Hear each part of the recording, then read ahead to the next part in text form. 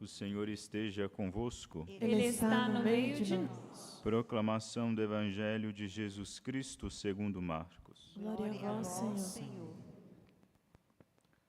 Depois de ressuscitar, na madrugada do primeiro dia após o sábado, Jesus apareceu primeiro a Maria Madalena, da qual havia expulsado 7 demônios.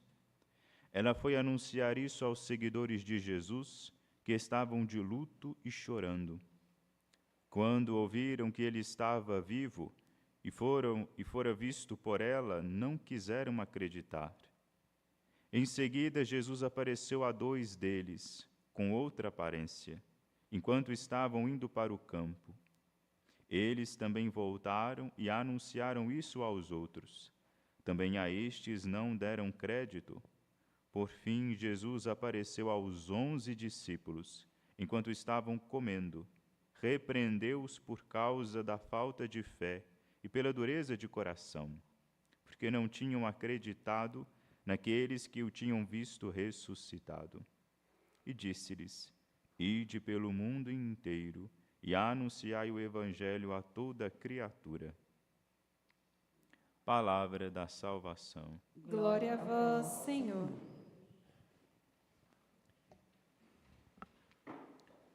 Hoje, São Marcos, no seu Evangelho, traz aqui uma narração interessante a respeito da ressurreição de Nosso Senhor, dizendo que 2 pessoas, 3, na verdade, foram lá ter com o resto dos discípulos para anunciar a ressurreição de Cristo, e os que ouviram não acreditaram.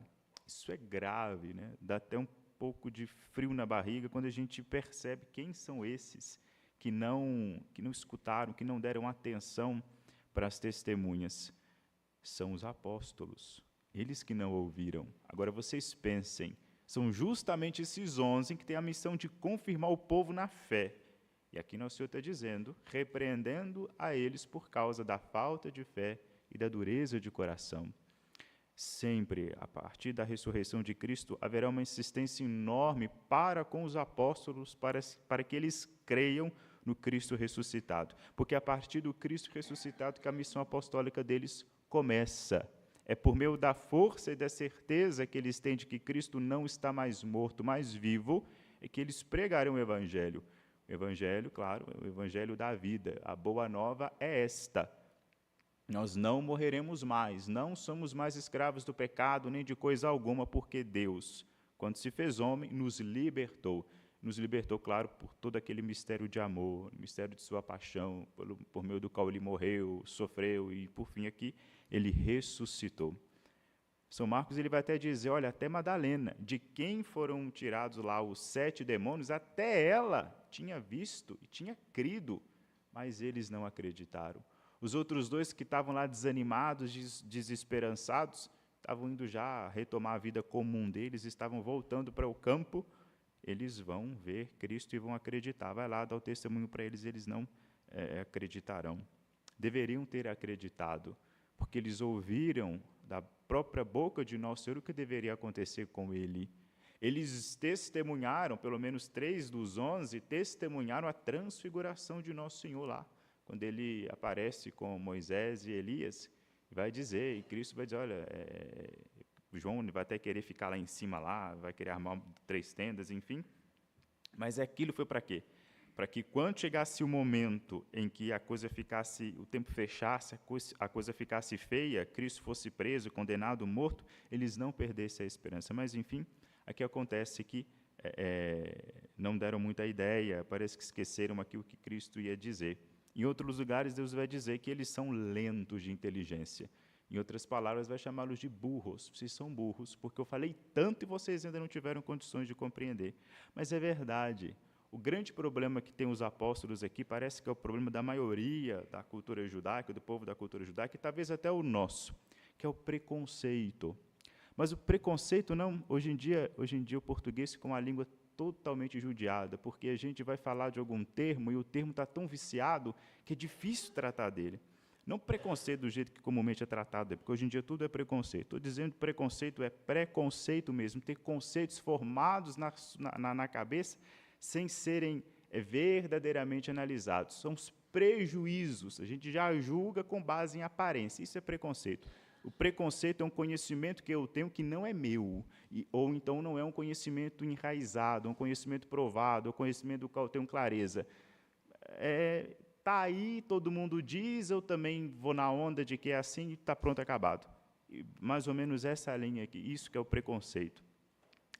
Estavam ali já com uma ideia preconcebida daquela situação toda, ou seja, criam ele, não é possível que nosso Senhor volte, ressurreição é impossível, está tudo acabado, de fato acabou.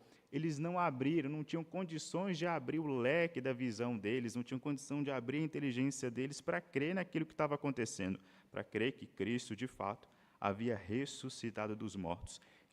O preconceito ele se torna um engodo intelectual e espiritual enorme, porque a gente está tão acostumado a viver de determinada maneira, a ver do jeito que todo mundo vê, que quando aparece uma coisa que é boa para nós, mas por ser novidade a gente recusa, a gente se recusa.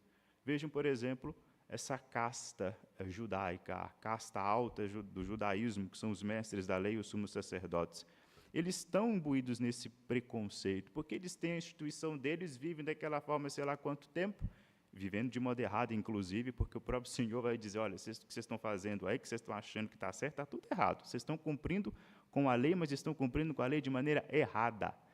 Eles estão ali imersos aí nesse preconceito e não conseguem mais ver, não conseguem mais perceber a realidade tal e qual ela se nos apresenta. O que Cristo veio trazer? Ele veio trazer uma lei? Não. Por quê? Porque não era necessário, a lei já foi dada. Ele veio dizer, olha, vocês estão caducando aqui. Existe uma coisa, existe uma hierarquia nas coisas. Qual que é a primeira revelação de Deus? O que Deus fez por primeiro? A criação, a ordem, a natureza, o mato, a pedra, o cachorro, o papagaio, o homem e a mulher. A primeira revelação de Deus foi esta, a criação, a realidade. Deus, ele cria a verdade, está aí, o que está lançado aqui no mundo. Isso é a primeira coisa que está dada.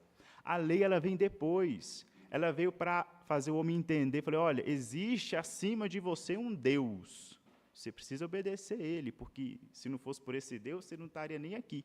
Porque você, ingrato, você, homem ingrato, traiu a Deus, virou as costas para Deus, seduzido pela serpente, foi iludido, ludibriado pela serpente. Você tem que dar graças a Deus por ainda existir. Então, você precisa entender que existe um Deus acima de sua cabeça e que Ele é mais esperto que você, é mais inteligente que você, sabe o que é melhor para você. Vem a lei para isso. O que aconteceu? O homem, com o passar do tempo, foi pegando a realidade, aquilo que ele via, pegou a lei e inverteu a ordem das coisas. Aí já acabou, já caducou tudo. Tanto é que vai vir Cristo, que vai fazer tudo aquilo que ele fez, vai esfregar na cara dos sumos sacerdotes, eu sou o Messias, olha o que está escrito aqui. Ele vai fazer isso, eu estou fazendo. Vai fazer os mudos falar, eu estou fazendo. Os coxos andar, eu estou fazendo. Vai ressuscitar os mortos, eu estou fazendo. Vai ser julgado, eu estou sendo julgado. Vai sofrer amargamente, eu estou sofrendo amargamente. Vai morrer, eu estou morrendo.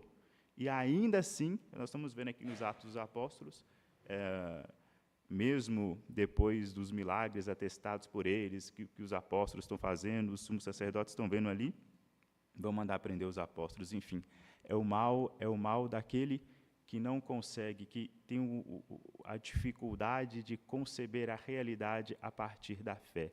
Tem a dificuldade de conceber a realidade tal qual ela está, porque a gente nega a realidade todo o tempo. Não é assim, não é bem assado, a gente não assume a realidade. Seria bom a gente começar a tomar essa atitude, que é humilde, de aceitar, em primeiro lugar, a realidade, aceitar aquilo que nós somos, aceitar o lugar onde vivemos, aceitar as circunstâncias, enfim. Mas também temos dificuldade ainda maior de conceber tudo isso com os olhos da fé, com esse olho que nós temos, que nós, sobretudo, os batizados, temos, uma espécie de olho sobrenatural, um potencializador, sei lá, o que quisermos chamar, mas algo que nos permite enxergar aquilo que não vemos com esses olhos aqui, que é verdade, sabemos que é verdade, mas que esses olhos aqui não veem, não contemplam, que nós recebemos por meio de um testemunho, que alguém nos contou, mas não é qualquer pessoa que nos contou. O conteúdo da fé, gente, entendamos isso, Isso que Cristo disse, a ressurreição, céu, inferno, purgatório, todas essas coisas que Cristo veio anunciar, foi anunciados pelo próprio Deus, não é boato daquela vizinha que gosta de fuxico, né? Me permitam usar aqui essa expressão. Não, foi o próprio Deus que veio à Terra e nos disse, revelou para nós aquilo que Ele tinha por mistério, tinha nele escondido. Tudo isso que Ele disse deve ser acolhido com esse olhar sobrenatural, né? A certeza, por meio daquilo que Ele provou, da certeza que Ele nos deu, o testemunho desses homens aqui. Qual que é a garantia que nós temos de que Cristo ressuscitou, de que tudo isso é verdade? Porque esses homens aqui, que aqui eles estão negando, nesse evangelho eles estão negando, mas podemos ficar tranquilos, né? Porque daqui a pouco eles vão, crendo evidentemente, vão crer na ressurreição de Cristo e vão espalhar isso pelo mundo. Por que eu creio na ressurreição? Porque esses homens aqui, que agora duvidam, no futuro vão dar a vida por isso aqui, que agora estão tendo dificuldade para crer. Aqui estão dizendo, não, Jesus não ressuscitou, não. Passa poucos anos, vai vir o imperador romano e vai dizer, olha, estou vendo aqui que vocês estão falando de um tal de Jesus aí. Parem de falar no nome dele. Parem de dizer que os milagres que vocês estão realizando estão sendo realizados por mercê dele. Parem com isso. O que eles vão dizer? Não, não paro. Olha que beleza o testemunho de João na primeira leitura dos Atos dos Apóstolos. O sumo sacerdote vai chegar para ele e vai dizer, não, para com isso. Eles estão vendo os milagres, olha aqui, eles sabem que os milagres são verdadeiros, e ficam até assustados, mas vai dizer, olha, ô João, mexe com isso não, para de dizer isso aqui. Ele vai dizer, olha, mas será que é justo eu desobedecer a Deus para obedecer você? Lembrem a hierarquia das coisas. Deus nos manda obedecer às autoridades? Manda. Autoridade civil, pai, mãe, autoridade religiosa, e enquanto essa autoridade não se choca com a autoridade divina, nenhum pai, nenhuma mãe, nenhum presidente, nenhum rei, ninguém tem o direito de nos obrigar a tentar contra a vontade de Deus, a lei de Deus em primeiro lugar. Se é da vontade de Deus, a dele prevalece. E nós obedecemos às outras inferiores quando elas estão de acordo com a vontade de Deus. Então, ele está dizendo, olha, eu vou desobedecer, evidentemente, João, porque como é que eu posso aqui renunciar a uma coisa que é da vontade divina, renunciar a uma coisa que foi o próprio Cristo que nos mandou ir de anunciar e pregar o Evangelho a toda criatura, anunciar o reino de Deus, enfim? Como é que eu vou renunciar a isso que foi o próprio Deus que me mandou, para abraçar aquilo que você, sumo sacerdote, corrupto, está mandando eu fazer? E assim vão todos eles, um a um desses discípulos, os apóstolos e tantos outros, vão derramar o seu sangue, eles vão morrer, vão ser assassinados, porque eles vão se recusar a parar de pregar o nome de nosso Senhor Jesus Cristo.